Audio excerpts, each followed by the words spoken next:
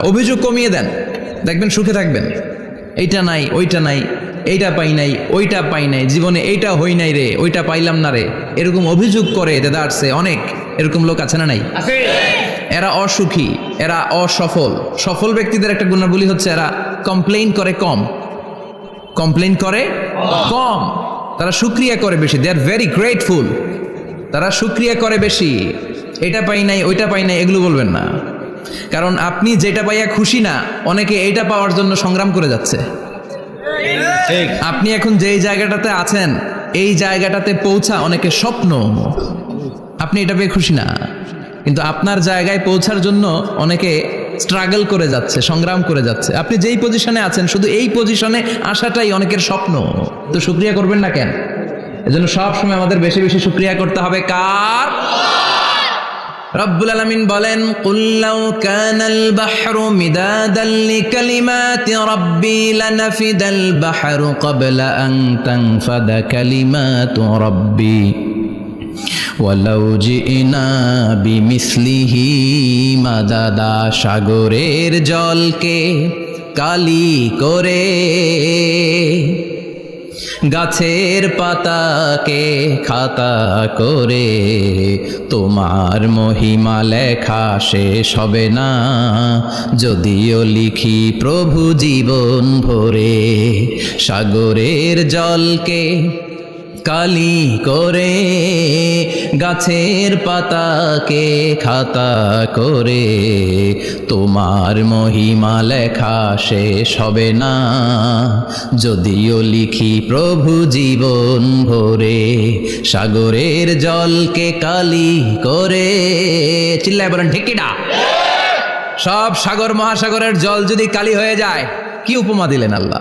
সব সাগরের পানি যদি কালি হয়ে যায়, সব গাছের পাতাও যদি খাতা হয়ে যায়, আর সাগরের জল নামক কালি দিয়ে গাছের পাতা নামক খাতার উপরে যদি আমি আল্লাহর প্রশংসা তোমরা লিখতে শুরু করে দাও, সাগরের জল শেষ হয়ে যাবে, গাছের সব পাতাগুলো ফুরিয়ে যাবে, আমি আল্লাহর প্রশংসা করে শেষ করা যাবে না।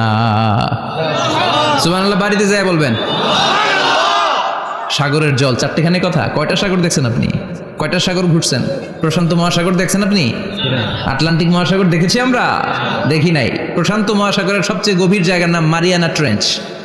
প্রায় 36,000 ফিট ওইটা ডেপথ, গভীরতা।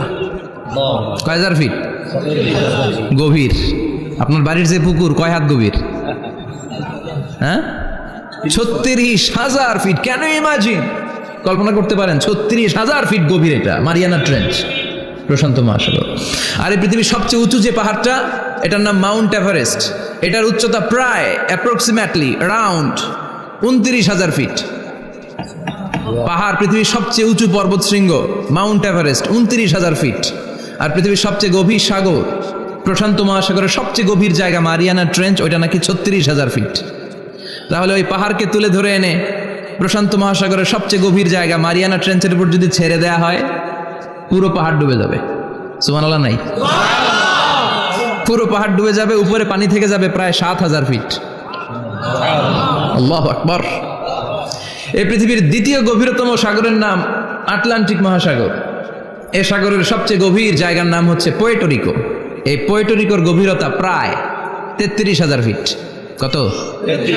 আর সবচেয়ে বড় পাহাড় 29,000 ফিট। তো এই সাগরেও যদি বড় পাহাড়টা, পৃথিবীর সবচেয়ে উঁচুতম পর্বত শৃঙ্গকে এনে ছেড়ে দেওয়া হয়, পুরো পাহাড় পানিতে তলিয়ে তো যাবেই, এর উপরে আরো পানি থেকে যাবে 4,000 ফিট। সাগর, মহাসাগর, পানি বেশি না কম? জোরে বলেন। কি বিশাল আটলান্টিক মহাসাগর! লম্বায় তো অনেক বড়, আড়াআড়ি ভাবে এটারে ক্রস করে অনেক প্লেন, অনেক বিমান। আগে কনকর্ড ক্রস করতো হিথ্রো এয়ারপোর্ট থেকে জন এফ কেনেডি এয়ারপোর্টে ল্যান্ড করার জন্য। ঘন্টায় 1000 মাইল বেগে ছুটতো এই প্লেনগুলো। তারপরেও আড়াআড়ি ভাবে, লম্বায় না, আড়াআড়ি ভাবে আটলান্টিক মহাসাগরকে ক্রস করতে 3-4 ঘন্টা লেগে যেত। প্লেন যদি ঘন্টায় চলে 1000 মাইল বেগে, আর আটলান্টিক মহাসাগরের পাশ যেটা প্রশস্ত, এটা ক্রস করতে যদি 3 ঘন্টা লাগে, তাহলে পাশে কয় হাজার কিলোমিটার? 3,000 কিলোমিটার। সুবহানাল্লাহ কইবেন না? এত বিশাল বিশাল সাগর। সাগর কি, মহাসাগর কি এই দুইটা, যে প্রশান্ত আর আটলান্টিক? না, ভারত মহাসাগর, উত্তর মহাসাগর, দক্ষিণ মহাসাগর, বঙ্গোপসাগর, কৃষ্ণ সাগর, ভূমধ্য সাগর, লোহিত সাগর, চায়না সাগর, শত শত সাগরে ভরপুর মহাবিশ্ব। এই সব সাগরের পানি যদি কালি হয়ে যায়, কি হয়ে যায়?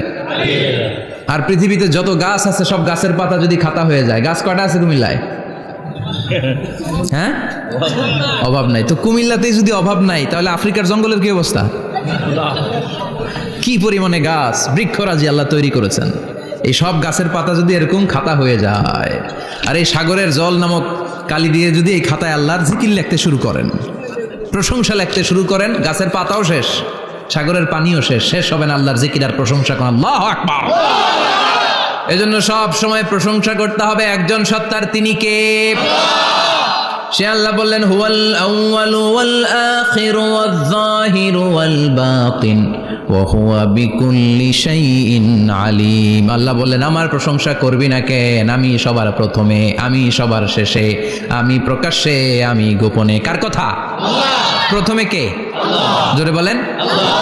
প্রথমে আল্লাহ আল্লাহ, শেষেও আল্লাহ আল্লাহ, আকাশে আল্লাহ আল্লাহ, জমিনে আল্লাহ আল্লাহ। পড়েন পড়েন, প্রথমে আল্লাহ আল্লাহ, শেষেও আল্লাহ আল্লাহ, আকাশে আল্লাহ আল্লাহ, জমিনে আল্লাহ আল্লাহ। আবার পড়েন, প্রথমে শেষেও আকাশে আল্লাহ আল্লাহ, জমিনে আল্লাহ আল্লাহ। নিখিল জাহান গাই গুণগান, তারে নামে গাই আমরাও গাহি তাআলা, হামদে বারি তাআলা, হামদে বারি তাআলা, হামদে বারি তাআলা। পড়েন আল্লাহু আকবার। তিনিই প্রথম, তিনিই শেষ, তিনিই প্রকাশ্য, তিনিই গোপন। এজন্য প্রশংসা চলবে একজনের। চিল্লায় বলেন, কে? আল্লাহ তোমার প্রশংসার জন্য আমরণ আমরা করতে পারি, তৌফিক দাও। জোরে পড়েন আমিন। সুলতানপুর নুরানিয়া হাফিজিয়া মাদ্রাসা ও এতিমখানার উদ্যোগে আজকের এই প্রোগ্রাম সভাপতিত্ব করছেন আলহাজ শামসুল হক সরকার, অবসরপ্রাপ্ত সরকারি কর্মকর্তা। আসছেন সভাপতি? অসুস্থ, আল্লাহ তুমি সুস্থ করো। আমার আগে কথা বলছিলেন হযরত মাওলানা ইয়াহিয়া মাহমুদ দামাত বারাকাতুহু, প্রতিষ্ঠাতা প্রিন্সিপাল শাইখুল হাদিস জামিয়া দারুল উলুম রামপুরা ঢাকা। সুন্দর বয়ান করছিলেন, আমি খাচ্ছিলাম আর শুনছিলাম। প্রামাণ্য বর্ণনা করছিলেন কিভাবে কিয়ামত হবে, কিভাবে আমরা উঠব হুফাতান ওরাতান মুশাতান গুরলা, উলঙ্গ, নেকেড। সেদিন আমাদের গায়ে জামা থাকবে? জ্যাকেট থাকবে খালি? কি থাকবে? কিছু থাকবে? জামা থাকবে না, পায়ে জুতা থাকবে না, পেটে খাবার থাকবে না, খালি থাকবে চিৎকার। সেদিন থাকবে কি? মনে হয় কথাগুলো প্রতিদিন এগুলো রিমাইন্ডার দিবেন নিজেকে, যে ওই দিনটার মুখোমুখি আমি হতে যাচ্ছি, আমি কি তৈরি করেছি আখিরাতে নাজাতের জন্য। প্রতিদিন ভাবতে হবে যে দাদা চলে গেল, বাবা চলে গেল, আমিও ওই একই পথের যাত্রী। দ্য ডেস্টিনেশন ইজ সেম, গন্তব্য এক, কেউ আগে কেউ পরে। এটাই ওয়াজ, এটাই দামি ওয়াজ। এটা মনে রাখলেই মানুষ আর চুরি করতে পারে না, মিথ্যা বলতে পারে না, ইফটিজিং করতে পারে না, পরকিয়া করতে পারে না, মতের বিরুদ্ধে গেলে তারে রামদা দিয়ে কোপাইতে পারে না। চিল্লা এখন ঠিক কিনা? এটাই হচ্ছে ইসলাম। আখিরাতের স্মরণ, যিকরাদ্দার, চলে যেতে হবে। ছোট্ট আছি, বড় হব। এই যে দাড়ি পাকা মুরব্বীরা যারা আছেন, ওনার মায়ের পেট থেকে তো এরকম সাদা দাড়ি নিয়ে বেরিয়েছিল না? ছোট্ট বাচ্চা হয়ে এসেছিল, ওনারা ওয়া ওয়া করে কেঁদেছে। শৈশব, কৈশোর, যৌবন, প্রৌঢ়ত্ব, বার্ধক্য, বয়সের ভার, চুল আর দাড়ির শুভ্রতা। আগে ছিল সিঙ্গেল, হয়েছে ডবল, এরপর হয়েছে মেয়ের বাপ, এরপরে শ্বশুর, এরপরে নানা। This is the circle of life. এটাই সার্কেল, রাউন্ড, এভাবে ঘুরে আবার চলে যেতে হবে। এই চিন্তাটা যদি মাথায় থাকে, ওই লোক টেন্ডারবাজি করতে পারে? চাঁদাবাজি, ইফটিজিং, মিথ্যা বলতে পারে? যৌতুক খেতে পারে? এজন্য সবসময় give yourself the reminder of আখিরা। আখিরাতের রিমাইন্ডার নিজেরাই নিজে দেন। অন্যায় হয়ে গেলে, ভুল হয়ে গেলে রিমাইন্ডার দেন যে থাকতে আসি নাই, চলে যাব। কেউ থাকতে পারে নাই, নবীরাও পারে নাই। যেই মালাকুল মাউত রুহু কবজ করে, ওই ফেরেশতা থাকতে পারছে? চলে গেছে। আমাদেরকে চলে যেতে হবে। আল্লাহ বুঝার তৌফিক দাও। তো উনি এগুলো নিয়ে দেখলাম কথা বলছিল, চমৎকার বলছিল। এরকম ভালো আলেমদের দাওয়াত দেওয়া উচিত, যারা কিচ্ছা কাহিনী না বলে কনস্ট্রাকটিভ কথা বলে, কিছু শিখে যাওয়া যায়, কিছু জেনে যাওয়া যায়। পুঁজির বোঝাটা হালকা না, ভারী করা যায়, ঠিক কিনা? আল্লাহ আমাদেরকে তৌফিক দান করুক, উনি যা বললেন আমরা যেন আমল করতে পারি। আরো অনেকে কথা বলেছেন, যারাই বলেছেন নিঃসন্দেহে কোরআন থেকে বলেছেন। আমরা চাই এই কোরআনের কথা ছড়িয়ে পড়ুক শহর, গ্রাম, বন্দর, বিশ্বের আনাচে কানাচে সব জায়গায়। রাজি আছেন তো? কোরআন দিয়ে দেশ চলুক আমরা চাই না? কোরআন দিয়ে সমাজ চলুক আমরা চাই না? কোরআনের ভেতরে সব সমস্যার সমাধান দিয়েছে কে? আল্লাহ। সমাধান চাও যদি জীবনে মরণে, ফিরে যাও খুঁজে নাও চোখ রাখো কোরআনে। পড়েন সবাই, সমাধান ফিরে যাও খুঁজে নাও চোখ রাখো কোরআনে। If you want the solution this দুনিয়া এন্ড আখিরা, go back have a look to the holy কোরআনে। ঠিক কি না? Go back, sit down and have a look to the Quran. বসো, ঠান্ডা মাথায় দেখো কোরআনে কি বলেছে আল্লাহ। প্রবলেম সলভিং মেথোডোলজি, সব সমস্যার সমাধান এই কোরআনে আছে না নাই? এই কোরআনের মজলিসে আজকে আসতে বসতে পেরে খুশি না বেজার? কম না বেশি? আসুন আমরা আল্লাহর দরবারে শুকরিয়া জানাই আর পড়ি আলহামদুলিল্লাহ। প্রাণটা খুলে পড়েন আলহামদুলিল্লাহ। আল্লাহর একটা ডাক দেন, বলেন ইয়া আল্লাহ। আরো জোরে পড়েন ইয়া আল্লাহ। আল্লাহ তুমি কবুল করো। আমরা সরাসরি বইটা থেকে এখন কথা শুনবো। এই দেখেন, পৃথিবীর কোনো বইয়ে এত ময়লা থাকে না যত ময়লা থাকে কোরআনে। কারণ সমাধান দিবে তো, এজন্য ময়লা টয়লা নিয়ে সব সমাধান করে ফেলবে কোরআন। যত জায়গায় তাফসির করতে যাই ধুলাবালি মিশে থাকে। Quran for not your bookshelf, Quran is for yourself. Quran আপনার বুক সেলফের জন্য না, কোরআন আপনার জন্য। আমরা বুক সেলফে রাখি, তাও নিচের থাকে না উপরের থাকে, যাতে কেউ নাগাল না পায়। এরকম ডাকাইত আছে না নাই? কোরআনের সাথে অ্যাটাচমেন্ট বাড়াতে হবে। You have to increase your attachment with the holy Quran. এটা এনলাইটেন করতে এসেছে আপনার জীবনকে, আলোকিত। এই যে আমরা কোরআনের উপর আলোকপাত করি না, এটা এনলাইটেন করে, আলো বিচ্ছুরিত করে, আপনার জীবনকে উজালা করবে। এজন্য কোরআনের সাথে সম্পর্ক বাড়াতে হবে, শুদ্ধভাবে পড়তে জানতে হবে, অর্থ জানতে হবে। আল্লাহ কি বলেছেন জানতে মনে চায় না? আসুন আমরা জানার চেষ্টা করি। আল্লাহ তুমি তৌফিক দাও, পড়েন আমিন। আমি আপনাদের খেদমতে সূরা ইয়াসিন থেকে তেলাওয়াত করছি, টের পাইছেন? ইয়াসিন মুখস্থ আছে কার কার? আর উঠবে না হাত? মাশাআল্লাহ। অর্ধেক মুখস্থ আছে কার দেখি? আচ্ছা, প্রথম 5 আয়াত মুখস্থ আছে কার? আচ্ছা, এই সূরার নাম আজকে প্রথম শুনছেন কে কে? হাত তোলেন। নাম সবাই শুনছে তাই না? আল্লাহ কবুল করো। আরো জোরে পড়েন আমিন। তো সূরাতু ইয়াসিন থেকে আজকে আমরা কথা শুনবো ইনশাআল্লাহ। পড়েন ইনশাআল্লাহ, যতটুকু আমাদের সাধ্যে কুলায়। এটা মাক্কি সূরা। সূরা ইয়াসিনটা কি সূরা? মাক্কি সূরা। বিশ্বনবীর জীবনে দুইটা পর্ব, একটা মাক্কি পর্ব, একটা মাদানী পর্ব। একটা হচ্ছে মাক্কি ইনিংস আর একটা মাদানী ইনিংস। ক্রিকেটে ইনিংস থাকে, ফার্স্ট ইনিংস, সেকেন্ড ইনিংস, বুঝতে সুবিধা না? কমন পড়ছে সবার? তো এটা হচ্ছে বিশ্বনবীর মাক্কি ইনিংসের একটা সূরা। মাক্কি ইনিংসের বৈশিষ্ট্য হচ্ছে বিশ্বনবী তাওহীদের দাওয়াত দিয়েছেন, রিসালাতের দাওয়াত দিয়েছেন, আখিরাতের কথা বলেছেন, একটু নরম নরম কথা বলেছেন। কারণ চারদিকে খালি মাইর। চারদিকে কি? কোরআনের কথা বলে মাইর আছে না? মার খেতে হয়, বকা শুনতে হয়, ঝুঁকি নিয়ে কথা বলতে হয়। চিল্লা এখন ঠিক কিনা?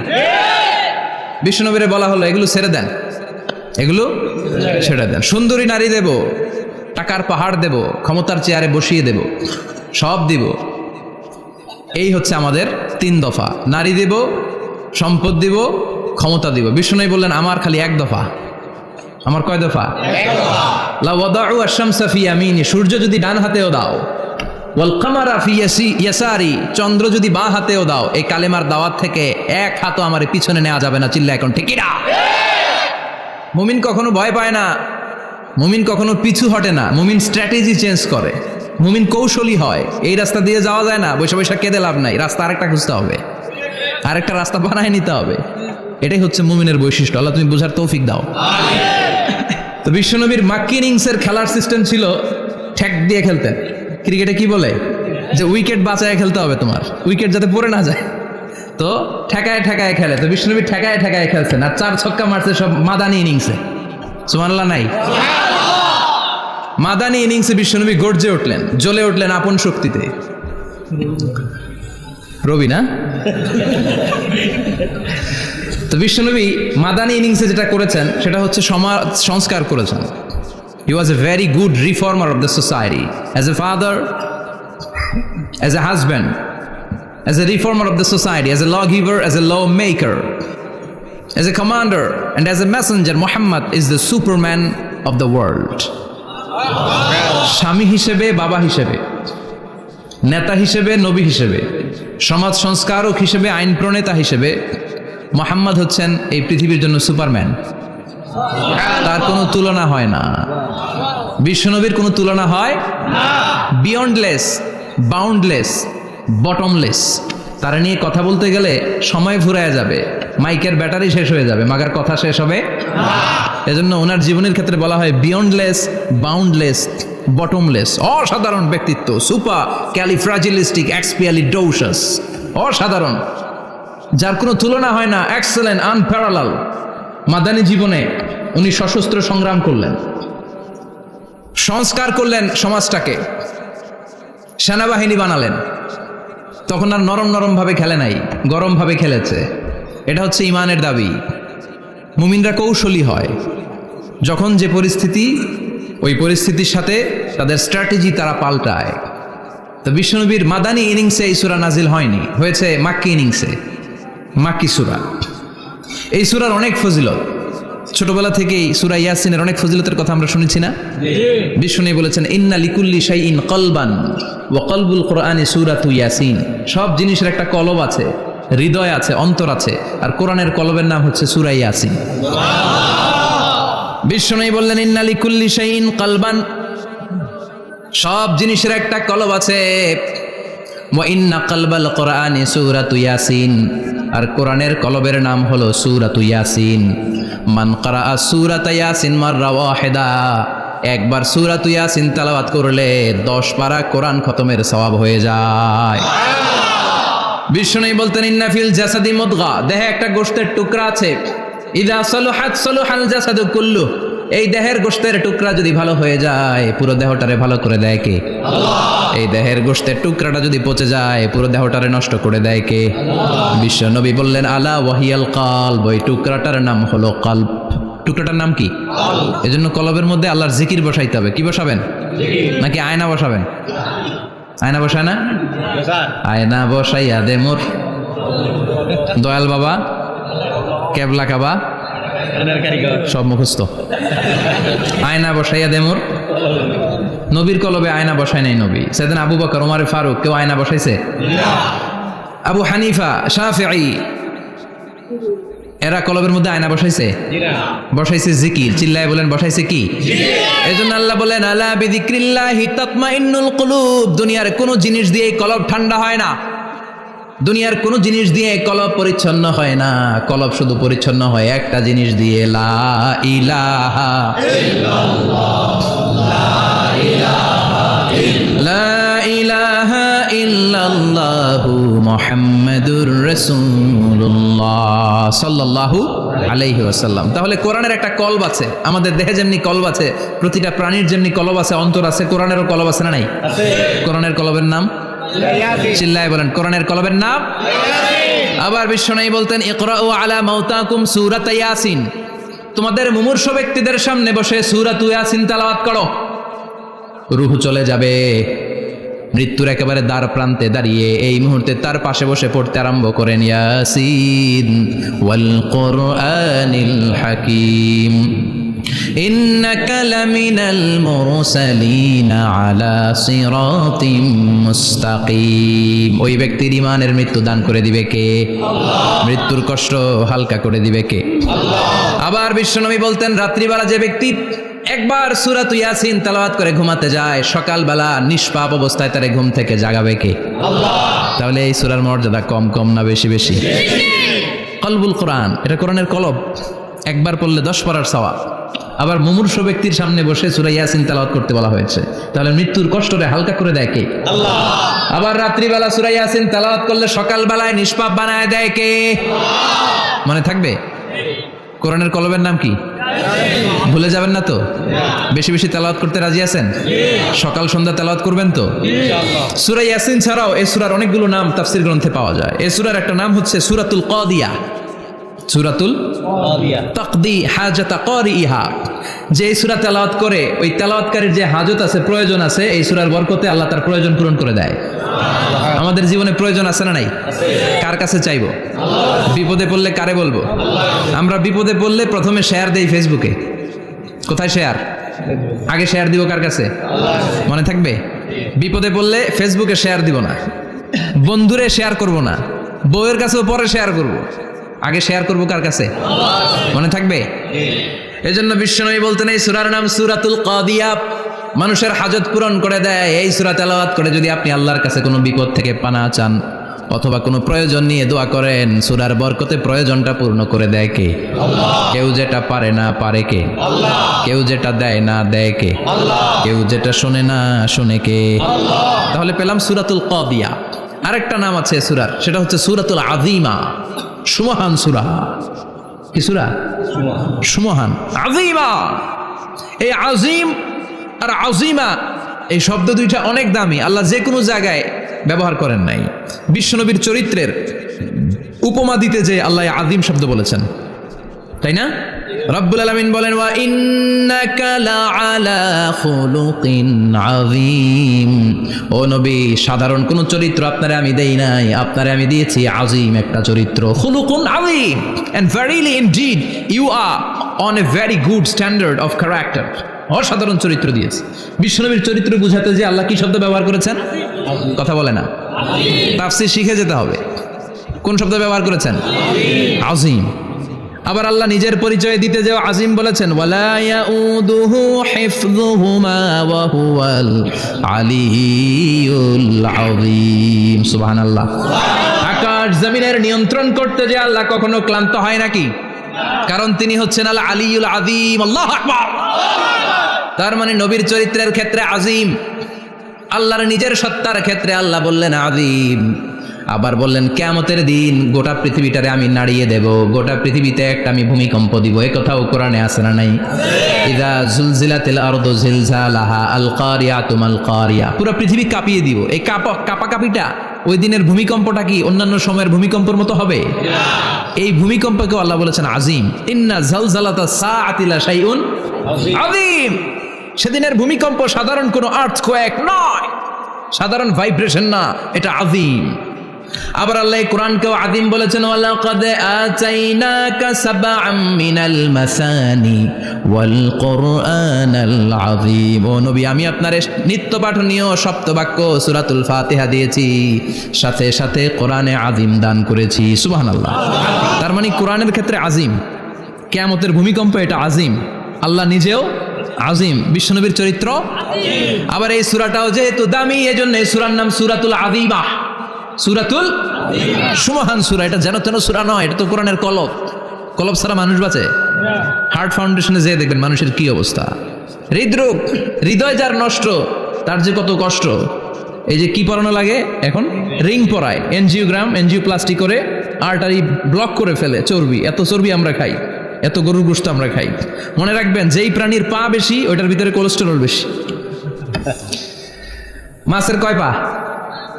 হ্যাঁ, নাই, এখানে নাই, মাছের পাটা নাই, কোলেস্টেরলও নাই। মুরগির কয় পা? জোরে বলতে হবে। তার মানে কিছু কোলেস্টেরল আছে না নাই? গরুর কয় পা? কোলেস্টেরল বেশি না কম? এইবার কোন চিংড়ির কয় পা? সবচেয়ে বেশি কোলেস্টেরল কন্টেইন করে শ্রিম্প, প্রন, চিংড়ি। এজন্য এগুলো কম খাইতে হবে। তবে 40-এর আগে যারা আছেন ধুমায়া খান, 40-এর পরে এই যে মাটন, ল্যাম্প, ছাগলের গোশ, খাসির গোশ, চিংড়ি, এগুলো আপনার ডায়েট থেকে বাদ দিয়ে দিতে হবে। বুঝতে পেরেছেন? এজন্য এই সূরাটা যেন তেন সূরা নয়, এটা তো কোরআনের কলিজা, হার্ট, হৃদয়। এজন্য সূরাটা সূরাতুল আযীমা। সুবহানাল্লাহ পড়েন। তার মানে 1 নম্বরে পেলাম সূরাতুল কাদিয়া, 2 নম্বরে পেলাম সূরাতুল আযীমা, 3 নম্বরে সূরার আরেক নাম হলো সূরাতুল মুইম্মা। সূরাতুল মুইম্মা। মুইম্মার 2 অর্থ। এক অর্থ হচ্ছে এটার বরকতটা আম, সবার জন্য, যেই পড়ে সেই বরকত পায়, এজন্য মুইম্মা। আবার মুইম্মার আরেক অর্থ হচ্ছে যেই সূরা শত্রুকে অন্ধ করে দেয়। কি করে দেয়? এই সূরার প্রথম 9টা আয়াত যদি বিপদে পড়ে, শত্রুর কবলে পড়ে আপনি তেলাওয়াত করেন, শত্রুর চোখটারে অন্ধ করে দিবে কে? আল্লাহ। বিশ্বনবী মক্কা থেকে যখন মদিনায় যায়, হিজরতের সময় বিশ্বনবী সূরাত ইয়াসিনের প্রথম 9টা আয়াত তেলাওয়াত করলেন। তেলাওয়াত করে আল্লাহর নাম নিয়ে ঘর থেকে বের হলেন। আশেপাশে কাফেররা ঘুরে কিন্তু বিশ্বনবীরে দেখে না, সবাই খেলে এরকম এরকম করে, ডানে বায়ে হাতায় বিশ্বনবীর সামনে দিয়ে যায়, কিন্তু কাফেরদের চোখ অন্ধ করে দিয়েছে কে? এজন্য কোরআন তেলাওয়াত করলে কাফেরদের চোখকে অন্ধ বানায় দেয় কে? এজন্য সূরার একটা নাম হচ্ছে সূরাতুল মুআইম্মা। কি নাম? অন্ধ করে দেয়। তাফসিরে কুরতুবির মুসান্নিফ ইমাম আল কুরতুবি উনাকে জালিম বাদশা বন্দী করেছিল। ওনার তাফসিরে এসেছে উনি শক্তিশালী লোক ছিলেন, জেলখানা ভেঙে বাঁচার জন্য দিয়েছে দৌড়। উনারেও ধরার জন্য জালিম বাদশার সৈনিকেরা ঘোড়া নিয়ে রওনা হয়েছে। উনিও দৌড়ায়, ঘোড়াও পেছন থেকে আসে। ওমিয়া মানুষ কি ঘোড়ার দৌড়ের সাথে পারে? উনি হাঁটতে হাঁটতে হয়রান হয়ে এক বালুর ময়দানে যে ধপাস করে পড়েছেন। ওরাও ঘোড়া দিয়ে এসে নেমেছে, কিন্তু আজীব তামাশা, উনি বালুতে ধপাস করে পড়েই সূরাত ইয়াসিনের প্রথম 9 আয়াত তেলাওয়াত করতে শুরু করেছেন। ওরা নিচে নেমে ডানে বায়ে সামনে পিছনে খালি খুঁজে, কিন্তু দেখে না, সামনেই কিন্তু বসা। ওদের চোখটা অন্ধ করে দিছে কে? বিশ্বাস হয়? ঈমান হয়? এজন্য বিপদে পড়লে সূরাত ইয়াসিনের প্রথম 9 আয়াত পড়তে রাজি আছেন? আল্লাহ তুমি তৌফিক দাও। আরো জোরে পড়েন আমিন। এজন্য আল্লাহ চমৎকার ভাবে এই সূরাটা শুরু করে দিলেন। 2টা কাটা অক্ষর দিয়ে আল্লাহ বললেন ইয়াসিন ওয়াল কুরআনিল হাকীম ইন্নাকা লামিনাল মুরসালিন আলা সিরাতিম মুস্তাকিম। পড়েন সুবহানাল্লাহ। ইয়াসিন সূরাটা শুরু করলেন কি দিয়ে? ইয়াসিন। এটা কি কোনো বাক্য? এটা কি কোনো শব্দ? এটা কি অক্ষর? 2টা। প্রথম অক্ষরের নাম, দ্বিতীয়টা আওয়াজ করে বলেন, প্রথম অক্ষরটার নাম, দ্বিতীয়টা। খুব চমৎকার না? বাক্য দিয়ে এই সূরাটা শুরু করে নাই। যেমন ইযা জুলজিলাতিল আরদু জিলজালাহা, এই সূরার প্রথম আয়াত, এটা একটা বাক্য না? জি। আচ্ছা। ওয়াদ-দুহা ওয়াল-লাইলি ইযা সাজা, বাক্য না? জি। কিন্তু ইয়াসিন এটা কি কোনো বাক্য? এটা কি কোনো শব্দ? না, এটা কাটা 2টা অক্ষর। সুবহানাল্লাহ পড়েন। আল্লাহ 114টা সূরার প্রায় 29টা সূরা এরকম কাটা কাটা অক্ষর দিয়ে শুরু করেছেন। সুবহানাল্লাহ নাই? এই 29টা সূরা কখনো আল্লাহ একটা অক্ষর দিয়ে শুরু করেছেন, কখনো 2টা অক্ষর দিয়ে, কখনো 3টা দিয়ে, কখনো 4টা দিয়ে, কখনো 5টা দিয়ে। একটা অক্ষর দিয়ে আল্লাহ কোরআনের সূরা শুরু করেছেন। এরকম একটা সূরা বলেন। নুন ওয়াল কলামি ওয়া মা ইয়াসতুরুন। নুন, নুন দিয়ে সূরা শুরু হয়ে গেছে। তারপরে কফ, এক অক্ষর দিয়ে সূরা শুরু হয়ে গেছে। সুবহানাল্লাহ পড়েন। সুবহানাল্লাহ। এবার বলেন 2 অক্ষর দিয়ে সূরা শুরু হয়েছে, এরকম সূরা বলেন। আমিন। এত দূরে যান কেন? এটা আছে না নাই? আছে। ইয়াসিন। সুবহানাল্লাহ পড়েন। ইয়াসিন 2 অক্ষর দিয়ে। তারপরে হামিম। এবার 3 অক্ষর দিয়ে আল্লাহ সূরা শুরু করছেন, এরকম আলিফ লাম তা সিন মিম। আল্লাহু আকবার।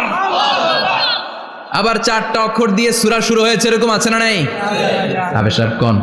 আলিফ লাম মিম র, আলিফ লাম মিম সাদ, আছে না নাই? আবার 5টা কাটা অক্ষর দিয়ে সূরা শুরু হয়েছে, এরকম সূরাও আছে না নাই? সূরা মারিয়ামের শুরুতে কি আছে? কাফ হা ইয়া আইন সাদ। সুবহানাল্লাহ পড়েন। এরকম প্রায় 29টা সূরা আল্লাহ কাটা কাটা অক্ষর দিয়ে শুরু করেছেন, কোনো বাক্য দিয়ে নয়, কোনো শব্দ দিয়ে নয়। কি দিয়ে? হারফ দিয়ে। হারফ, এই হারফগুলোরে বলে হুরুফ আত-তাহাজ্জি বা হুরুফ আল-মুকাত্তাআত, কাটা কাটা অক্ষর। মনে রাখবেন কোরআনের আয়াতগুলো 2 ভাগে বিভক্ত, একটা মুহকাম, একটা মুতাশাবিহ। মুহকাম মানে যেগুলোর অর্থ আমরা জানি, যেগুলোর ব্যাখ্যা আমরা জানি, যেটার ইন্টারপ্রিটেশন এক্সপ্লেনেশন আমাদের জানা আছে। আর মুতাশাবিহ আমরা অর্থ জানি না, আমরা ব্যাখ্যা জানি না, এটা দিয়ে আসলে কি বুঝাইছে আমরা কেউ জানে না। জানে একজন, চিল্লায় বলেন তিনি কে? আল্লাহ বললেন ওয়া ইন কুনতুম ফি রাইবিম মিম্মা নাযালনা আলা আবদিনা ফাআতু বিসূরাতিন মিন মিসলিহি ওয়াদউ শুহাদাআকুম মিন দুনিল্লাহি ইন কুনতুম সাদিকিন। আল্লাহ বললেন ও জাহেলি যুগের লোকেরা, শোনো শোনো, এত আরবি কবিতা বানাতে পারো, এত গল্প লিখতে পারো, আরবিতে এত নোবেল বানাতে পারো, উপন্যাস বানাতে পারো, আর্টিকেল লিখতে পারো, আমার নবীর উপর যে কোরআন আমি নাজিল করেছি এই কোরআনের ব্যাপারে অন্তরে যদি কোনো সন্দেহ থাকে, বাপের বেটা হলে পারলে কোরআনের মতো একটা সূরা বানিয়ে নিয়ে আসো। পারছে? কিয়ামত পর্যন্ত কেউ পারবে? বিশ্বনবী যেই জামানাতে এসেছিলেন ওই জামানায় আরবি ভাষা সাহিত্যের উৎকর্ষতা সাধিত হয়েছিল।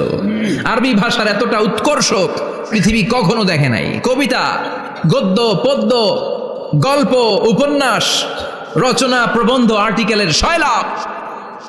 এই ভাষা সাহিত্যিকদের চোখে আঙ্গুল দিয়ে আল্লাহ বুঝাতে চাইলেন এত অর্থ করতে পারো, এত ব্যাখ্যা জানো, এত বড় বড় বুলিয়া ওড়াও, এত কিছু তুমি জানো, তাহলে বলো ইয়াসিন অর্থ কি? সুবহানাল্লাহ কইবেন না? তাইলে বল নুন অর্থ কি, কফ মানে কি, আলিফ লাম রা মানে কি? ফাবুহিতাল্লাযী কাফার। কেউ জানে না, কেউ উত্তর দিতে পারে না। কোন সুবহানাল্লাহ। এটা কোরআনের মুজিজা, এটার অর্থ কেউ জানে না। আর এগুলোর অর্থ নিয়ে খোঁচাখুচি করাও ঠিক না। তবে মুফাসসিরিন ইকরাম এগুলোর কিছু অর্থ সম্ভাব্য বলার চেষ্টা করেছেন। যেমন ইয়াসিনের অর্থ ইবনে আব্বাস বলেছেন এর অর্থ হতে পারে ইয়া ইনসান, হে মানুষ। সুবহানাল্লাহ পড়েন। কেউ কেউ বলেছে এটার অর্থ হতে পারে ইয়া সাইয়্যিদ আল মুরসালিন। কেউ কেউ বলেছেন ইয়াসিন হতে পারে ইসমুল্লাহ, আল্লাহর নাম। কেউ বলেছেন এটা হতে পারে ইসমুন লিন নবী, বিশ্ব নবীর নাম। আবার কেউ কেউ বলেছেন ইয়াসিন হতে পারে এই কোরআনে কারিমের একটা নাম। কোন সুবহানাল্লাহ। এই সম্ভাব্য সব কথাগুলো বলে পৃথিবীর সব মুফাসসিররা বলতে বাধ্য হয়েছেন আল্লাহু আ'লামু বিমুরাদিহি বিহি। এটার দ্বারা আসল অর্থ যে কি এটা আমরা কেউ জানি না। জানে কে? আল্লাহ। চিৎকার করে বলতে হবে জানে কে? তাহলে ইয়াসিন মানে আমরা জানি না। ইয়াসিনের অর্থ আমরা ছেড়ে দেব কার উপর? এরপরে আল্লাহ বললেন ওয়াল কোরআনিল হাকিম, প্রজ্ঞাময় বিজ্ঞানময় কোরআনের শপথ। ওয়াল কোরআনিল হাকিম, বিজ্ঞানময় প্রজ্ঞাময় কোরআনের শপথ বা কসম। ওয়াল কোরআনিল হাকিমে যে ওয়া, এই ওয়াটারে আরবিতে বলে ওয়া আল কাসামিয়া। কি বলে? ওয়া আল কাসামিয়া। কসম কাটার জন্য আল্লাহ এই ওয়া ব্যবহার করেছেন। যত জায়গায় কোরআনে আল্লাহ কসম কেটেছেন ওই কসমের শব্দটার আগে ওয়া আছে না নাই? ও মিয়া, কোরআনে আল্লাহ সময়ের শপথ করেছেন, কসম কেটেছেন, যুগের কসম কেটেছেন। যুগের সময়ের আরবি হলো আল আসর। এই আসরের আগে ওয়া আছে না নাই? কি বলছে আল্লাহ? ওয়াল আসর, ওয়াল। আবার তিন ফলের কসম আল্লাহ কোরআনে কেটেছেন। কি বলেছেন? ওয়াত্তিন মানে তিনের কসম। জাইতুনের কসম কেটেছেন, বলেছেন ওয়াজ জাইতুন। তুর পাহাড়ের কসম কেটেছেন, বলেছেন ওয়া তুর সিনিন। যত জায়গায় কসম তত জায়গায় ওয়াও আছে না নাই? পাহাড়ের নামে কসম কেটেছেন, আল্লাহ বলেছেন ওয়া তুর। সূর্যের নামে কসম কেটেছেন, আল্লাহ বলেছেন ওয়াশ শামসি ওয়া দুহাহা। সুবহানাল্লাহ কইবেন না? ফজরের নামে কসম কেটেছেন, কি বলেছেন? ওয়াল ফাজর। জিলহজ মাসের প্রথম 10 রাতের কসম কেটেছেন, কি বলেছেন? ওয়া লায়ালিন আশর। জোর আর বেজরের কসম কেটেছেন, আল্লাহ বলেছেন ওয়াশ-শাফঈ ওয়াল ওয়াতর। সূরা ইয়াসিনে কাটা কাটা দুইটা অক্ষরের পরে রব্বুল আলামিন কোরআনের কসম কেটেছেন। এজন্য আল্লাহ বলেছেন ইয়াসিন ওয়াল কোরআনিল হাকিম। ইয়াসিন ওয়াল কোরআনিল হাকিম, প্রজ্ঞাময় বিজ্ঞানময় কোরআনের শপথ। কোরআনের মধ্যে বিজ্ঞান আছে না নাই? বেশি না কম? বিশ্বাস হয় না? নাস্তিক কথা বিশ্বাস হয়? নাস্তিকরা বলে কোরআনের মধ্যে বিজ্ঞান নাই, কোরআনের মধ্যে সায়েন্স নাই, কোরআনের ভেতরে টেকনোলজি নাই। কিন্তু কোরআন বলে এমন কিছু নাই, মানুষের প্রয়োজনীয় এমন কিছু নাই যেটা আমার ভিতরে নাই। আল্লাহু আকবার। আল্লাহ বলেন মা ফাররাতনা ফিল কিতাবি মিন শাই, কিতাবের মধ্যে আমি কিছু বাদ রেখে দেই নাই। ইতিহাসের কথা বলেছি, পাতাল পুরীর কথা বলেছি, ঊর্ধ্ব জগতের কথা বলেছি, মহাকাশের কথা বলেছি, cosmology, astrology, geology, zoology, botany, human anatomy, embryology, সব কিছুর কথা কোরআনের মধ্যে দিয়েছে কে? আল্লাহ। কোরআনের ভেতরে মানুষের কথা আছে না নাই? আছে। কোরআনের মধ্যে গাভীর কথা আছে না নাই? আছে। গাভীর কথাও আছে? কই আছে? হ্যাঁ, সূরাতুল বাকারা, গাভীর সূরা। সুবহানাল্লাহ কইবেন না? সুবহানাল্লাহ। মানুষের কথা আছে সূরাতুল ইনসান, জিনদের কথা আছে সূরাতুল জিন, মাকড়সার কথা আছে সূরাতুল আনকাবুত, মৌমাছির কথা আছে সূরাতুন নাহাল। মৌমাছির কথা বলেছেন, দুধের কথা বলেছেন, প্রাণীর কথা বলেছেন, খাদ্যের কথা বলেছেন, মানুষের দেহ বৈশিষ্ট্যের কথাও বলেছেন। চিৎকার করে পড়েন আল্লাহু আকবার। আল্লাহ বললেন ওয়া আওহা রাব্বুকা ইলান নাহলি আনিত্তাখিযি মিনাল জিবালি বুয়ুতাও ওয়া মিনাশ শাজারি ওয়া মিম্মা ইয়ারিশুন। সুবহানাল্লাহ পড়েন। ওয়া আওহা রাব্বুকা ইলান নাহল, আল্লাহ মৌমাছির কাছে সিক্রেট মেসেজ পাঠিয়েছেন। সুবহানাল্লাহ পড়েন। ওহীকে আরবিতে বলে সিক্রেট মেসেজ। সায়েন্টিফিক আলোচনা শুরু হইতেছে, মনোযোগ আছে না গেছে? জিমানি ধরছে? হ্যাঁ, মনোযোগ আছে না গেছে? তাকবীর দেওয়া যাবে? জোরে না আসতে? শুরুতে বিবাহিতরা দেন, এরপরে অবিবাহিতরা দেন, এরপরে সবাই মিলে দেন। বিবাহিত কারা কারা দেখি?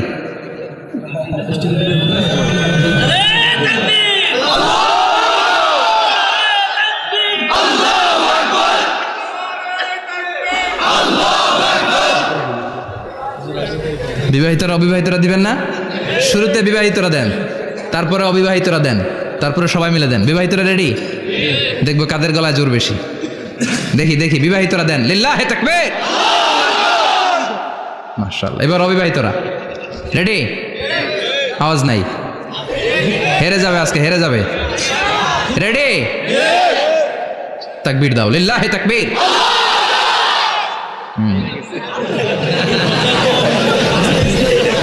ইয়াংদের পারফরমেন্সই আলাদা, আওয়াজ বেশি। এবার সবাই মিলে তিনটা, লিল্লাহে তাকবীর, লিল্লাহে তাকবীর, লিল্লাহে তাকবীর। আল্লাহ মৌমাছিকে ওহী করেছেন, কি করেছে দেখেন। ওয়াল কুরআনিল হাকিম, আল্লাহ যে বললেন শেষ হবে না এই কথা। ওয়াল কুরআনিল হাকিম, বিজ্ঞানময় কোরআনের শপথ, প্রজ্ঞাময় কোরআনের শপথ। বিশ্বনবী বলেন লা তুহসা আজাইবুহু, কোরআনের আশ্চর্যান্বিতার কোনো শেষ নাই। ওয়ালা তাবলা গারাইবুহু, কোরআন কোনোদিন কারো কাছে পুরাতন মনে হয় না। ফিহি মাসাবিহুল হুদা, কোরআনের মধ্যে আছে হেদায়েতের মশাল। ওয়া মানারুল হিকমা, কোরআন হলো বিজ্ঞানের সুউচ্চ মিনার। লা তুহসা আজাইবুহু, কোরআনের আশ্চর্যান্বিতার শেষ নাই। যতই পড়বেন আপনি আশ্চর্য হয়ে যাবেন, যতই স্টাডি করবেন, যতই অধ্যয়ন করবেন, আপনার চোখকে খুলে দিবে কে? ওয়ালা তাবলা গারাইবুহু, কোরআন কখনো পুরাতন হয় না। পুরান হয় নাকি? যার বয়স 50 বছর ধরে নামাজি মানুষ, প্রতি নামাজের প্রত্যেক রাকাতে কোন সূরা পড়া লাগে? তো 50 বছর যদি কেউ নামাজি হয়, তাহলে কত লক্ষবার উনি সূরা ফাতিহা পড়ছে উনি নিজে জানে? তারপরেও কোনোদিন কি মনে হয়েছে সূরা ফাতিহাটা একটু পুরান পুরান লাগে? আজকে কুল হল্লা দিয়ে শুরু করুন, কথা বলেন। পুরান লাগছে কোনোদিন? এত পড়ছি এটা, আজকে আর এটা না, আজকে আর একটা, এরকম মনে হয়? বলা চাবলা গারাইবহু, পুরান লাগে না। প্রতিদিন নতুন, প্রতিনিয়তই নতুন, অলওয়েজ নিউ, সব সময় নতুন। এজন্য বিশ্বনবী বললেন লা তুহসা আজাইবুহু, কোরআনের আশ্চর্যান্বিতার শেষ নাই। ওয়ালা তাবলা গারাইবুহু, কোরআন কখনো পুরাতন হয় না। ফিহি মাসাবিহুল হুদা, কোরআনের মধ্যে আছে হেদায়েতের মশাল। ওয়া মানারুল হিকমা, কোরআন হলো বিজ্ঞানের সুউচ্চ মিনার। সুবহানাল্লাহ। আল্লাহ বলেন ওয়া আওহা রাব্বুকা ইলান নাহাল, আমি মৌমাছির কাছে মেসেজ দিলাম, সিক্রেট মেসেজ। আনিত্তাখিযি মিনাল জিবালি বুয়ুতা, তোমরা পাহাড়ের মধ্যে তোমাদের বাড়ি বানাও, মৌচাক বানাও। অমিনা সাজার, গাছের মগ ডালে, বড় বড় ডালে তোমরা বাসা বানাও। ওয়ামিম্মা ইয়ারিশুন, উঁচু উঁচু জায়গায় মৌচাক বানাও, যাতে করে গ্রামের ছোট্ট ছেলেরা ঢিল মারতে না পারে। কোন সুবহানাল্লাহ। মৌমাছির আল্লাহ শিখাই দিছে। নিচু জায়গায় কোনোদিন মৌমাছির বাসা দেখবেন? নিচু জায়গায় সহজে নাগাল পাওয়া যায়, ধরা যায়। কথা কোন? ডাল বেয়ে মগ ডালে ওঠা লাগে মধু খাইতে চাইলে। চিল্লায় বলেন ঠিক কিনা? আল্লাহ সিক্রেট মেসেজ দিলেন আর বললেন আনিত্তাখিযি। আলেম যারা আছেন বলেন তো, ইত্তাখিযি এটা কি মুজাক্কারের সিগা না মুয়ান্নাসের সিগা? কথা কইতে হবে, কেউ নাই এটার উত্তর দেওয়ার মতো। মুয়ান্নাস, মাশাআল্লাহ, এটা স্ত্রীবাচক শব্দ। আল্লাহ মৌমাছিকে যে মেসেজ করছে পুরুষ মৌমাছিরে কয় নাই, এটা নারী মৌমাছিরে কইছে। চিল্লায় এখন সুবহানাল্লাহ। এখন গবেষণা করে দেখা গিয়েছে, কার্ল ভন ফ্রিচ, একজন অস্ট্রিয়ান বিজ্ঞানী, উনি এটা নিয়ে গবেষণা করে 73 সালে 1973-তে নোবেল পেয়ে গেছে। এই আয়াতের উপর গবেষণা করে আল্লাহ কেমন করে সিক্রেট মেসেজ দিয়েছেন, কেমন করে মৌমাছি মৌচাকের বাসা বাঁধে, কেমন করে মধু আহরিত হয়, এটার উপর গবেষণা করে উনি একটা বই লিখেছেন, দ্য ডান্সিং বিজ। নেচে যাওয়া মৌমাছিগুলো, নাচতে নাচতে যেতে থাকা মৌমাছিগুলোর উপর একটা বই লিখে, দ্য ডান্সিং বিজ লিখে উনি নোবেল প্রাইজ পেয়েছেন এই মধুর উপরে। চিল্লায় পড়েন আল্লাহু আকবার। এখন কোরআনের আয়াত থেকে বোঝা গেল আনিত্তাখিযি মিনাল জিবালি বুয়ুতা, আল্লাহ নারী মৌমাছিকে বলেছেন মৌচাক বানাও, তোমাদের মধু রাখার জন্য বাসা বানাও। কার্ল ভন ফ্রিচ গবেষণা করে পেয়েছে মৌচাকের বাসা বানানো হয়, মধু আহরণ করা হয়। যেই মৌমাছিটা নেতৃত্ব দেয় এটা পুরুষ মৌমাছি নয়, এটা হলো মহিলা মৌমাছি। কোন সুবহানাল্লাহ। পুরো মৌচাকের মধ্যে মধু আহরণ, মধু নেওয়া, পুরো প্রসিডিউরটা সারার জন্য কোনো পুরুষ মৌমাছি লিডিং দেয় না, লিডিং দেয় একটা নারী মৌমাছি, স্ত্রী মৌমাছি। এজন্য ইত্তাখিয, ম্যাসকুলিন জেন্ডার ইউজ না করে আল্লাহ বলেছেন ইত্তাখিযি। নারী মৌমাছিকে আল্লাহ অ্যাড্রেস করে বলেছেন যাও মৌচাক বানাও আর এটার মধ্যে মধু আহরণ করো। চিল্লায় পড়েন আল্লাহু আকবার। আল্লাহ বললেন ইত্তাখিযি মিনাল জিবালি বুয়ুতা, পাহাড়ের মধ্যে ঘর বানাও। ওয়ামিনাশ সাজার, গাছের বড় ডালের মধ্যে ঘর বানাও। ওয়ামিম্মা ইয়ারিশুন, উঁচু উঁচু জায়গায় ঘর বানাও। উনি গবেষণা পেয়েছেন এই মধুর মধ্যে অসাধারণ কিছু ন্যাচারাল অ্যান্টিসেপটিক আছে। কি আছে? Natural antiseptic. এটার নাম হচ্ছে প্রপিলিস। প্রপিলিস নামে একটা লিকুইড পাওয়া যায় মৌচাকের মধ্যে, এটা কাটা জায়গায় লাগা দিলে স্যাভলন ডেটল কিছু লাগানো লাগবে না, ওই প্রপিলিসের কারণে আপনার কাটা জায়গা এমনি শুকায় যাবে। সুবহানাল্লাহ পড়েন। দ্বিতীয় বিশ্বযুদ্ধে রাশিয়ান যত সৈনিকরা যুদ্ধে আহত হতো, ওরা আলাদা করে অ্যান্টিসেপটিক খাইতো না, ওরা মধু আইনা লাগাই দিত আর সুস্থ হয়ে যেত। সুবহানাল্লাহ পড়ে। নিউজিল্যান্ডের কিছু বিজ্ঞানীরা আবিষ্কার করেছে মৌমাছির হুলের ভিতরে রেমিটিক ফিভারের অ্যান্টিবায়োটিক আছে। অনেকের বাত জ্বর হয়, বাতের ব্যথা থাকে না, থাকে, মুরব্বীদের বেশি হয়। ওই জায়গার মধ্যে যদি আপনি মৌমাছি এনে ঢুকাই দিতে পারেন, মৌমাছির হুল লাগাই দিতে পারেন, ভালো হয়ে যাবে। মৌমাছি যখন হুল ফুটে আরাম লাগে না অনেক? খাইছেন, কামড় খাইছেন? হ্যাঁ, মজা লাগে। তো নিউজিল্যান্ডের এই গবেষকরা এরা আবিষ্কার করেছে যে মৌমাছি যদি হুল ফুটিয়ে দেয়, ওইখানে বাতের ব্যথা থাকলে, বেদনা থাকলে এটা ভালো হয়ে যাবে। আমি নিজে দেখেছি, বিবিসি একটা ডকুমেন্টারি, ইজিপশিয়ান একজন ফিজিশিয়ান, চিকিৎসক, উনি ওনার বাতের ব্যথায় আক্রান্ত যত রুগীরা আছে ওদের গায়ের মধ্যে মৌমাছি এনে এনে নিজে নিজে হুল ফুটায়। রুগী চিৎকার মারে, ও মাগো, ও আল্লাহ গো, কিন্তু একদিন পরে ব্যথা নাই, আর কয় ভালো হয়ে গেছি। সুবহানাল্লাহ কবেন না? তো এই জন্য এই কার্ল বন ফ্রিজ 1973-তে দ্য ডান্সিং বিজ লেখে গোটা বিশ্বকে তাক লাগিয়ে দিয়েছে। তার গবেষণার প্রতিটি পয়েন্ট কোরআনের আয়াতের সাথে মিলে যায়। চিৎকার করে পড়েন আল্লাহু আকবার। এই যে আমরা মধু খাই, এই মৌচাকের ভেতরে অন অ্যান অ্যাভারেজ অ্যারাউন্ড 60,000 মৌমাছি থাকে। তিন ভাগে, একটা হচ্ছে কুইন বি, একটা মেল বি, আর একটা হচ্ছে ওয়ার্কার বি। একটা থাকে রানী মৌমাছি, এর নেতৃত্বে সবাই চলে। আর একটা থাকে মেল বি, পুরুষ মৌমাছি, বংশ বাড়ানোর জন্য এদের কাজে লাগে। আর সব হচ্ছে ওয়ার্কার বি, সবাই কাজ করে। আল্লাহ বললেন সুম্মা কুলি মিন কুল্লি সামারাত ফাসলুকি সুবুলা রাব্বিকি যুলুলা। আল্লাহ সিক্রেট মেসেজ দিয়ে বললেন, গাছের উপরে বাসাবাদ, পাহাড়ের উপরে মৌচাকের বাসাবাদ, উঁচু উঁচু জায়গায় তোমরা তোমাদের বাসা বাঁধো। সুম্মা কুলি মিন কুল্লি সামারাত, এরপর এলাকার যত মিষ্টি মিষ্টি ফুল আছে, ফল আছে, ওখান থেকে রস নিয়ে আসো। সুবহানাল্লাহ। পুষ্পরস সংগ্রহ করে মধুগুলো, এটার বলে sweet nectar. They collect the sweet nectar from the flowers. এবং মধুর মধ্যে এত চমৎকার জিনিস থাকার কারণ হচ্ছে মৌমাছিগুলো ওই এলাকার সব ধরনের ফুল, ভালো ভালো সুগন্ধযুক্ত ফুল ফল থেকে রস নিয়ে আসে। তো ওই গাছগুলোর মধ্যে বনাজি গাছ আছে না নাই? ঔষধি গাছ আছে না নাই? এজন্য মধুরে বলা হয় সব রোগের ঔষধ। যত বনাজি ঔষধি গাছের নির্যাস আর পুষ্প রস আছে, সব আল্লাহ মধুর ভিতরে ঢুকায়া মধুকে আল্লাহ ন্যাচারাল ভ্যাকসিন বানিয়ে দিয়েছেন। চিল্লায় পড়েন আল্লাহু আকবার। আল্লাহ বললেন সুম্মা কুলি মিন কুল্লি সামারাত, সব ফল আর ফুল থেকেই নেকটার পুষ্পরস নিয়ে আসো। ফাসলুকি সুবুলা রাব্বিকি যুলুলা, যেমন যেমন গিয়েছিলা পথ চিনায় আবার ফিরে আসো। ইয়াখরুজু মিন বুতুনিহা শারাব, এরপর তাদের পেট থেকে বের হয় শারাব। মুখতালিফুন আলওয়ানু, এক একটা মধুর কালার হয়ে যায় এক এক রকম। কোন সুবহানাল্লাহ। সরষে ফুলের মধু একটু সাদা সাদা হয় না? আমি হচ্ছি মধু খাওয়ার পোক। আমি দেশে বিদেশে যেখানে গিয়েছি ফ্রেশ হানি আমি অনেক খুঁজেছি। ইয়ামানি একটা মধু পাওয়া যায়, ইয়ামানের সাওয়াহিলি এলাকায়, পাহাড়ি এলাকায়, একেবারে কুচকুচে কালো। আবার অনেক মধু আছে কিছুটা খয়েরি এবং হলুদ বর্ণের, কিন্তু সরষে ফুলের যে মধুটা এটা অনেকটা সাদা। এই পুষ্পরস নিয়ে মৌমাছিগুলো মৌচাকের মধ্যে ঢেলে দেয় না, এগুলো খেয়ে ফেলে। প্রত্যেকটা মৌমাছির পেটের ভেতরে আল্লাহ 2টা করে স্টোমাক দিয়েছে, পাকস্থলী। সুবহানাল্লাহ পড়েন। এটাই Karl von Frisch the dancing bees বইয়ের মধ্যে লিখেছে গবেষণায়, যে 2টা পাকস্থলী।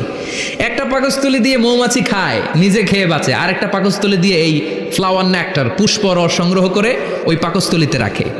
ওই পাকস্থলীর ভেতরে আল্লাহ একটা ন্যাচারাল এনজাইম দিয়েছেন। ওই এনজাইমের সাথে ওই পুষ্প রসটা মিক্সড হয়, তারপরে আরেকটা টিউব আছে, ওই টিউব দিয়ে মৌমাছি যে সেই বাসার মধ্যে মৌমাছি যে সেখানে সাপ্লাই করে দিয়ে আসে, মধু ঢুকিয়ে দিয়ে আসে। চিল্লায় পড়েন সুবহানাল্লাহ।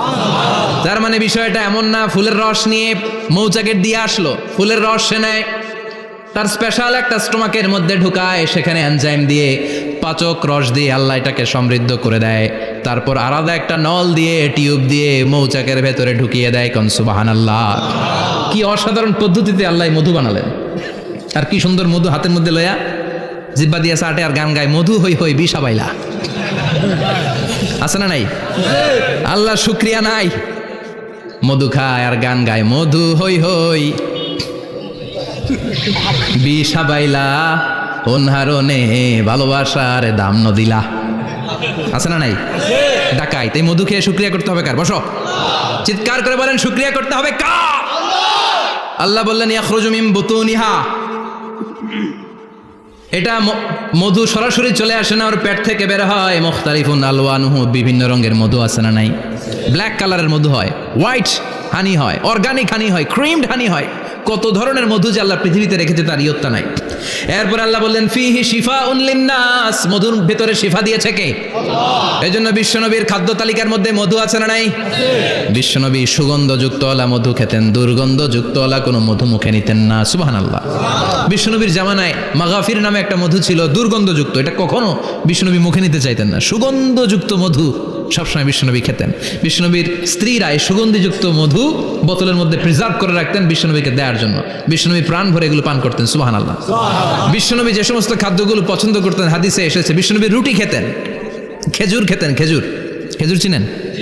বালাহ, তামার, দুধ খেতেন, এই মধু খেতেন, জব খেতেন, বার্লি খেতেন, লাউ খেতেন, রুম্মান, ডালিম ফল, আনার ফল, আনার চিনেন? আনার, এই আনার খেতে পছন্দ করতেন বিশ্বনবী। মাশরুম খেতেন, মাশরুম, মাশরুম চিনেন? ব্যাঙের ছাতার মতো। রেস্টুরেন্টে ইদানিং মাশরুমের স্যুপ পাওয়া যায়, এটা খাবেন। যাদের চোখের জ্যোতিতে সমস্যা, দৃষ্টিতে সমস্যা, খাবেন। হাদিসে এসেছে আল কামআতু মিনাল মান ওয়া মাউহা শিফাউন লিল আইন। মাশরুম হলো মান্না সালোয়ার মতো খাবার। মাশরুমের স্যুপ যারা খাবে, চোখের জ্যোতি যাদের কম, তাদের চোখের জ্যোতি বাড়িয়ে দিবে কে? বুখারীর বর্ণনা, কানা রাসূলুল্লাহ ইউহিব্বুল হালাওয়া ওয়াল আসাল, বিশ্বনবী মিষ্টান্ন খেতে বড্ড পছন্দ করতেন। আবার বিশ্বনবী বেশি বেশি মধু খেতে পছন্দ করতেন। সুবহানাল্লাহ। কোরআনে দুইটা জিনিসের ক্ষেত্রে আল্লাহ শিফা যোগ করেছেন, যে দুইটা জিনিসের সাথে সম্পৃক্ত হলে শিফা। এক হচ্ছে কোরআন পড়লে শিফা, অনুনাজ্জিলু মিনাল কোরআনি মা হুয়া। আবার কোরআনে এই আয়াতের ক্ষেত্রে বলা হয়েছে শিফা ফিহি শিফাউন লিন্নাস। এজন্য সাইয়েদানা ইবনে মাসউদ এই উম্মাকে উদ্দেশ্য করে বলেছেন আলাইকুম বিশিফাইন, তোমাদের উচিত দুইটা জিনিস থেকে শিফা নেওয়া। এক হলো কোরআন, দুই হলো আসাল মানে মধু। কোন সুবহানাল্লাহ। কোরআন তেলাওয়াত করলে অসুস্থরে সুস্থ করে দেয় কে? সূরা ফাতিহা তেলাওয়াত করলে অসুস্থকে সুস্থ বানিয়ে দেয় কে? আবার মধু খেলে সুস্থ বানিয়ে দেয় কে? মধু খেয়ে প্রশংসা করবেন কার? নাকি মধু হই হই বিষাবাইলা বলবেন এগুলো কখনো? খাঁটি মধু খেতে হবে। খাঁটি মধু চিনার উপায় হচ্ছে এটাতে পিঁপড়া জমে না, এটা ফ্রিজে রাখলে জমাট বাঁধে না, এটাতে দুর্গন্ধ হয় না। এক গ্লাস পানির মধ্যে এক ড্রপ মধু ছেলে দিলে এটা পানির সাথে না মিশে একেবারে নিচে চলে যায়। খাঁটি মধু খেতে হবে। তাহলে ফিহি শিফাউন লিন্নাস, কত কিছু দিয়ে আল্লাহ এটাকে সমৃদ্ধ করেছেন। এটার মধ্যে গ্লুকোজ আছে, এটার মধ্যে সুক্রোজ আছে, ফ্রুক্টোজ আছে, প্রোটিন আছে, মিনারেলস আছে, ক্যালসিয়াম আছে, ভিটামিন আছে। খাইলেই শরীর গরম হয়ে যায়। সুবহানাল্লাহ। এজন্য শীতকালে বেশি বেশি খাবেন, জাম্পার লাগবে না। শীতকালে মধু খেয়ে রাত্রেবেলায় বের হবেন, আর মাফলার পেঁচিয়ে বেরোয়া লাগবে না। সুবহানাল্লাহ পড়েন। তার মানে আল্লাহ বললেন ইয়াসিন ওয়াল কোরআনিল হাকিম, প্রজ্ঞাময়, বিজ্ঞানময় কোরআনের কসম। কোরআনের ভেতরে বিজ্ঞান আছে না নাই? বিজ্ঞানের কথা এই তো শুরু করলাম, আজকে সারা রাত বিজ্ঞানের কথা বলবো। থাকবেন কতক্ষণ? হ্যাঁ, স্লোগান দেন লিল্লাহি তাকবীর। এরপরে আল্লাহ বললেন গোলাম ওয়া ইন্না লাকুম ফিল আনআমি লাইবরা, প্রাণীকুলের দিকে নজর করে তাকাও। প্রাণীকুলের মধ্যে আমি তোমাদের জন্য নিদর্শন রেখেছি। নুসকিকুম মিম্মা ফি বুতুনিহি, এই প্রাণীকুলের পেট থেকে একটা চমৎকার জিনিস আমি বের করে দেই, এটার নাম হচ্ছে দুধ। এটা কি? দেখেন, একই আয়াতের মধ্যে আল্লাহ মধুর কথাও বললেন, আবার দুধের কথাও বললেন। দুধটা কিভাবে হয়, উৎপন্ন হয়, মধু কেমনে হয়, ইঞ্চি ইঞ্চি কথা এই কোরআনের ভেতরে তুলে ধরলেন কে? আল্লাহ বললেন মিমবাইনি ফারসিউ ওয়াদামিল লাবানা, গোবর আর রক্তের মাঝখান দিয়ে আমি দুধ বের করি। সুবহানাল্লাহ পড়েন। আমরা যাই এই গাভীর ওলান টানা শুরু করি সকালবেলা বিসমিল্লাহ বলে, কিন্তু কেমনে যে এটা আসে ওইদিকে নজর নাই। ডাকাত বিসমিল্লাহ বলে শুরু করে না, দুধ খাই আলহামদুলিল্লাহ পড়ে না, আছে না নাই? আল্লাহ বলেন মেকানিজমটা শোনো কেমনে আমি খাওয়াই। আল্লাহ বললেন মিমবাইনি ফারসিউ ওয়াদামিল লাবানা, গোবর আর রক্তের মাঝখান দিয়ে আমি দুধ বের করে দেই। সুবহানাল্লাহ। গরু যে ঘাস খায়, এই ঘাস থেকে রক্ত হয় আর গরুর গোবর হয়। পেটের একদিকে থাকে গোবর, আরেক দিকে থাকে রক্ত। রক্ত দুর্গন্ধ, গোবরও দুর্গন্ধ। রক্তও নাপাক, গোবরও নাপাক। এই দুই নাপাক আর দুর্গন্ধের মাঝখান দিয়ে সুগন্ধযুক্ত দুধ বের করে দেয় কে? আল্লাহ বললেন মিমবাইনি ফারসিউ ওয়াদামিল লাবানা, গরু যে খাবারগুলো খায় ওই খাবারের এক পাশ দিয়ে গোবর হয়ে যায় আর এক পাশ দিয়ে রক্ত হয়ে যায়, মাঝখান দিয়ে দুধ বের করে দেয় কে? What a amazing mechanism of discharging milk from animal's body.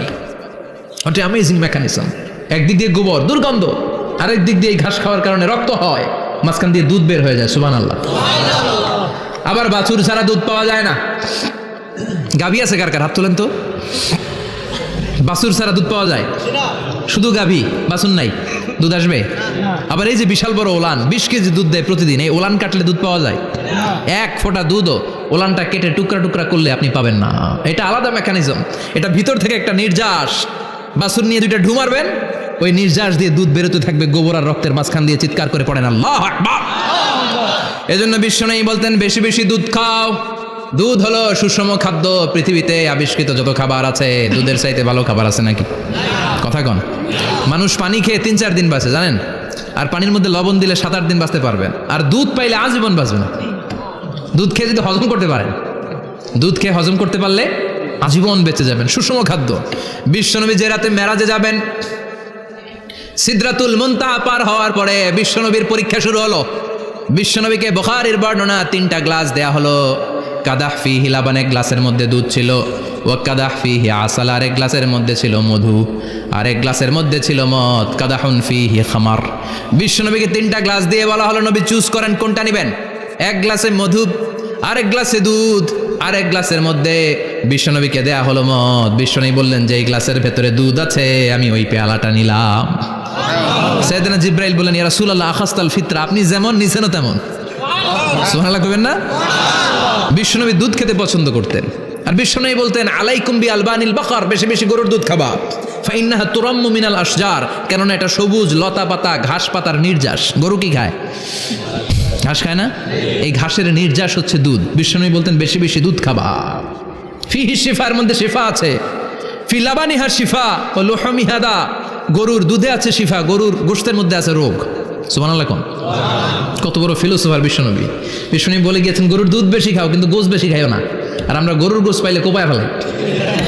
সাদা ভাত আর ঝাল গরুর মাংস যদি হয়, ওই যে অনেকের জিহ্বায় পানি চলে আসছে। সুবহানাল্লাহ কইবেন না? বিশ্বনবী বলতেন দুধ খাও, গোশ খাইও কম। গরুর গোশত কম খাবা, গরুর দুধ বেশি খাবা।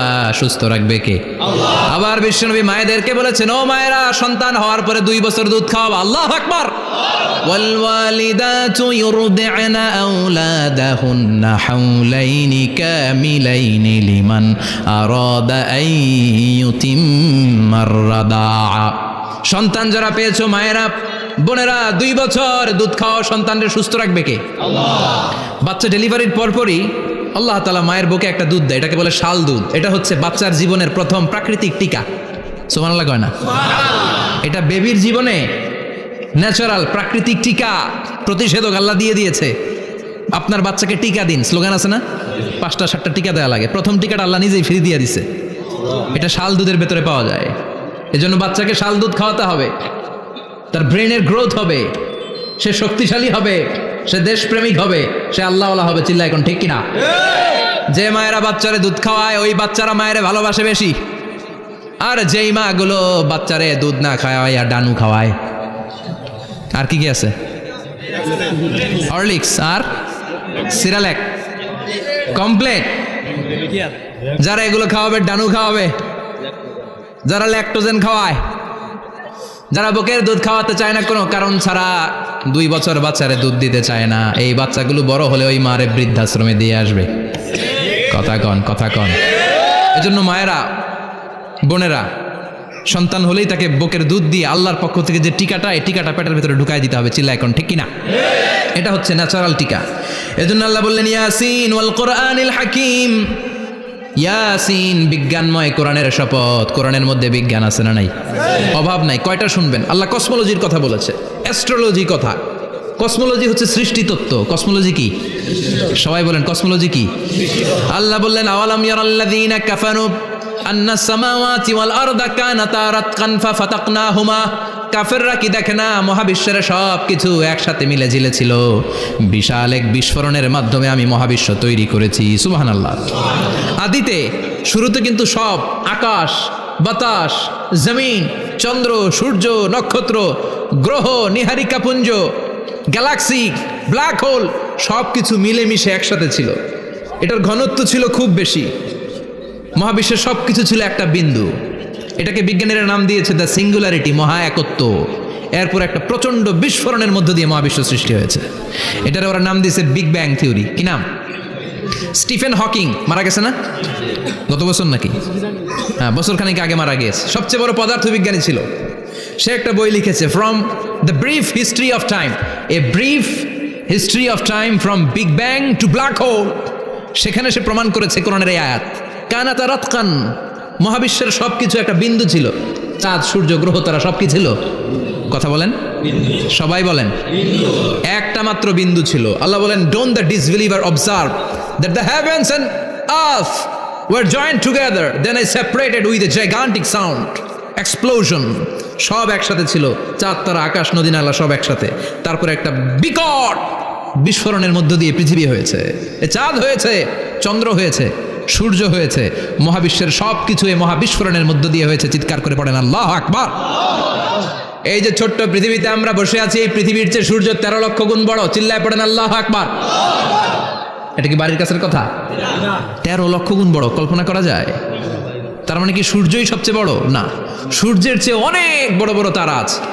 ব্যাটেল জিউস নামে একটা তারা আছে মহাকাশে, যেটা যে সূর্য পৃথিবীর চেয়ে 13 লক্ষ গুণ বড়।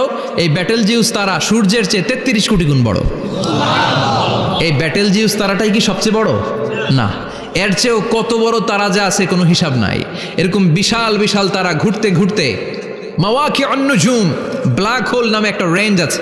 এই রেঞ্জের মধ্যে যদি ঢুকে যায়, ছোট্ট বাচ্চার মুখে চকলেট দিলে বাচ্চা যেমনি চকলেট চুষে খেয়ে ফেলে, এই বিশাল বিশাল তারাগুলো ব্ল্যাক হোলের মধ্যে ঢুকলে এক মুহূর্তের মধ্যে নিঃশেষ হয়ে যায়। চিল্লায় পড়েন আল্লাহু আকবার। এজন্য আল্লাহ বলেন, ফালা উকসিমু বিমাওয়াকিউন নুজুম, এই তারকা নিঃশেষ হওয়ার যে জায়গাটা, এই জায়গার কসম আমি কোরআনের মধ্যে খেলাম। এই ব্ল্যাক হোলের রেঞ্জের ভেতরে তারা আসলে মুহূর্তের মধ্যে নিঃশেষ বানিয়ে দেয় কে? একটা তারার চেয়ে আরেকটা তারা বড়। এরকম হাজার কোটি তারা মিলে আমাদের গ্যালাক্সি। এই গ্যালাক্সির নাম হচ্ছে মিল্কি ওয়ে। কি নাম? আমাদের গ্যালাক্সির নাম কি? সবাই বলেন তো। Milky Way. কি নাম? এরকম একটা গ্যালাক্সি না, লক্ষ কোটি গ্যালাক্সি আছে। আমাদের গ্যালাক্সির পরে সবচেয়ে কাছের গ্যালাক্সির নাম অ্যান্ড্রোমেডা। কি নাম? এই অ্যান্ড্রোমেডা গ্যালাক্সি আমাদের গ্যালাক্সি থেকে 2.5 মিলিয়ন লাইট ইয়ার দূরে, মানে 25 লক্ষ লাইট ইয়ার। সুবহানাল্লাহ কইবেন না? আলোর গতি হচ্ছে পৃথিবীতে সবচেয়ে বেশি বর্তমান সময় পর্যন্ত, জানেন? সেকেন্ডে কত মাইল? 1,86,000 মাইল। এক সেকেন্ডে আলো ছুটে 1,86,000 মাইল বেগে। এত ব্যাগের কোনো প্লেন বা রকেট নিয়ে যদি আপনি আমাদের গ্যালাক্সি থেকে মিল্কি ওয়ে থেকে অ্যান্ড্রোমেডাতে যেতে চান, তাহলে আপনার 25 লক্ষ বছর লেগে যাবে। সুবহানাল্লাহ বাড়িতে যায় বললেন। এরপর আল্লাহ বললেন, ওয়াস-সামাআ বানাইনাহা বিআইদিন ওয়া ইন্না লামুসিউন, আকাশ আমি বানালাম, গ্যালাক্সি আমি বানালাম, বানানোর পর থেকে সবগুলোর আমি প্রশস্ত করতে শুরু করে দিলাম। সব ছিল ক্ষুদ্র, একটা বিন্দুর মধ্যে আমি বিস্ফোরণ করলাম একটা আওয়াজ দিয়ে। আওয়াজটা ছিল কুন। আওয়াজটা ছিল কি? জোরে কন, আবার কন। কুন ফায়া ইন্নামা আমরুহু ইযা আরাদা শাইআন আন ইয়াকুলা লাহু কুন ফায়াকুন।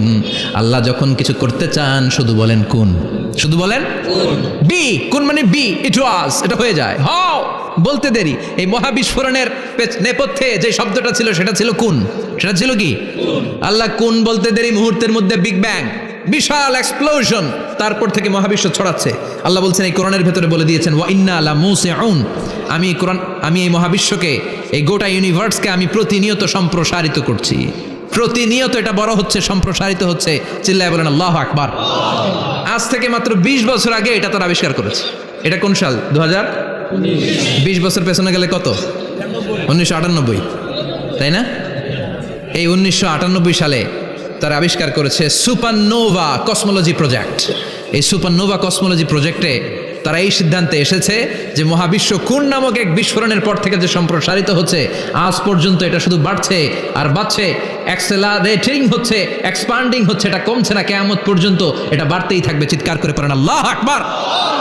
এজন্য আল্লাহ বললেন, ইয়াসিন ওয়াল কোরআনিল হাকিম, বিজ্ঞানময় প্রজ্ঞাময় কোরআনের শপথ। এই কোরআনের ভেতরে আমি কসমোলজির কথা বলেছি, অ্যাস্ট্রোলজির কথা বলেছি, জিওলজির কথা বলেছি, ফিজিক্সের কথাও বলেছি। সুবহানাল্লাহ। ফিজিক্স মানে কি? পদার্থ। পদার্থের সবচেয়ে বড় উপাদান হচ্ছে লোহা। লোহার কথা কিন্তু কোরআনে নাই। আছে? কই আছে? হ্যাঁ, সূরাতুল হাদিদ। লোহার নামে একটা সূরা দিয়েছে আল্লাহ কোরআনে। সুবহানাল্লাহ পড়বেন না? সূরার নাম সূরাতুল হাদিদ। সূরার নাম কি? চিল্লায় বলেন সূরার নাম সূরাতুল হাদিদ। হাদিদ মানে লোহা। আল্লাহ বললেন ওয়া আনজালনাল হাদিদা ফীহি বা'সুন শাদীদ।